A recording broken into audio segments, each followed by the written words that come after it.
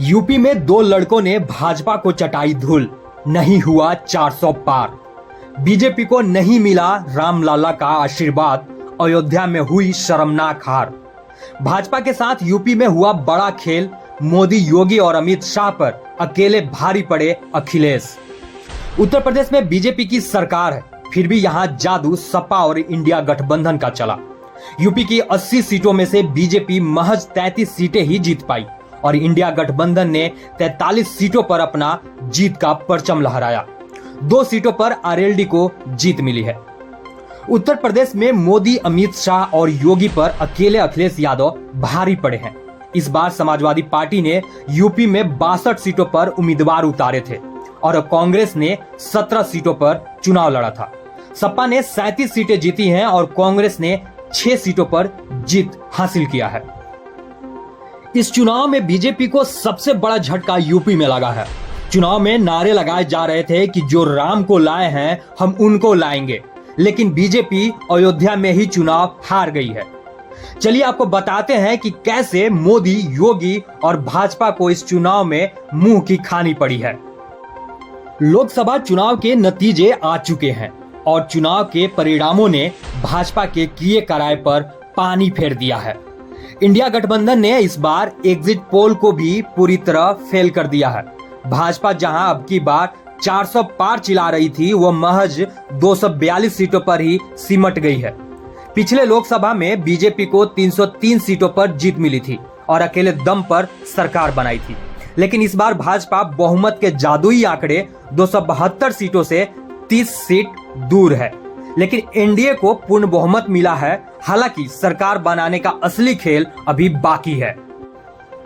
वहीं चुनाव के नतीजे से विपक्ष भी गदगद है। 10 सालों के बाद जहां कांग्रेस के प्रदर्शन में सुधार हुआ है, वहीं इंडिया गठबंधन ने 231 सीटों पर जीत हासिल की है। कांग्रेस ने इस बार 98 सीटें जीती हैं। समाजवादी पार्टी ने 36 सीटों पर जीत का झंडा फहराया है और इसी के साथ सपा तीसरी सबसे बड़ी पार्टी बन गई है।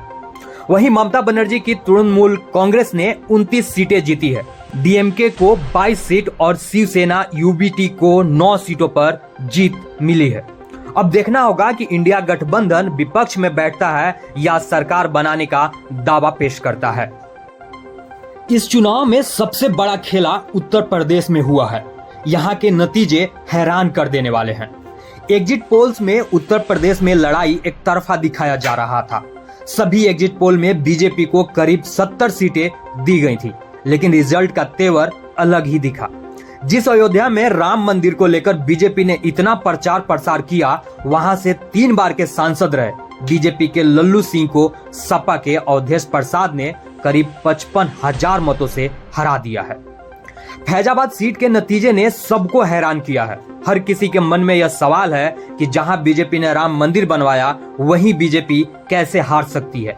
लेकिन नतीजे अब सामने है। अब सवाल उठता है कि आखिर बीजेपी अयोध्या में क्यों हारी। राम मंदिर के उद्घाटन के 4 महीने बाद ही बीजेपी फैजाबाद लोकसभा चुनाव हार गई है। पूरे चुनाव प्रचार में राम मंदिर का जिक्र किया गया, फिर भी बीजेपी अयोध्या हार गई। इसका एक यह भी कारण है कि बीजेपी का फोकस सिर्फ अयोध्या धाम पर है। बीजेपी ने अयोध्या के ग्रामीण क्षेत्रों पर ध्यान नहीं दिया। अयोध्या धाम से अलग ग्रामीण क्षेत्र की तस्वीर बिल्कुल अलग है।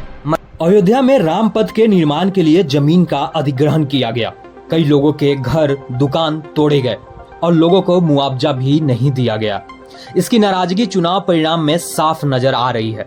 बीजेपी के सांसद लल्लू सिंह से स्थानीय लोगों में काफी नाराजगी थी, जिसका अंदाजा पार्टी नहीं लगा पाई और प्रतिष्ठित सीट हार गई। बता दें कि लल्लू सिंह ने चुनाव प्रचार के दौरान संविधान बदलने का बयान भी दिया था। उस बयान पर काफी हो हल्ला मचा था। चुनाव से पहले लल्लू सिंह ने कहा था कि पार्टी को संविधान बदलने के लिए 400 सीटों की जरूरत है। वहीं अयोध्या के कई गांव के लोग मंदिर और एयरपोर्ट के आसपास हो रहे जमीन अधिग्रहण से भी नाराज थे। उधर भाजपा के वोट भी इस बार सपा को मिले हैं, क्योंकि सपा उम्मीदवार अवधेश प्रसाद एक दलित नेता है। ऐसे में कहा जा सकता है कि भाजपा के हार का कारण हवाई वादे रहे। स्थानीय लोगों के समस्याओं से पार्टी की दूरी रही। राम मंदिर की भव्यता ने बाहरी लोगों को प्रभावित किया, लेकिन शहर के निवासी खुश नहीं थे। सच्चाई यह है कि बहुत कम अयोध्यावासी मंदिर में जाते हैं। यहाँ अधिकांश भक्त बाहरी हैं। राम मंदिर के लिए भाजपा सरकार ने यहाँ के लोगों की आजीविका छीन ली। रामपथ के निर्माण के दौरान स्थानीय लोगों से वादा किया गया था कि उन्हें दुकानें आवंटित की जाएंगी, लेकिन ऐसा नहीं हुआ।